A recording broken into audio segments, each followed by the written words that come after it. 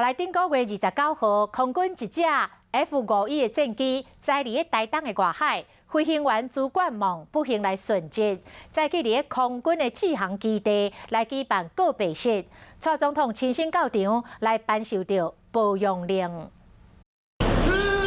官兵伫制航基地列队送飞官朱冠梦最后一程，再去举行告别式。国部长颜德发进入会场，就慰问家乡。总统蔡文嘛到现场颁保养令。他是国军弟兄姐妹杰出的同胞，也是年轻人逐梦踏实的榜样。 总统蔡文呼吁全体官兵将悲伤化为力量，继续坚守岗位。伊嘛讲，这唔但是国军的损失，嘛是国家的损失。不是。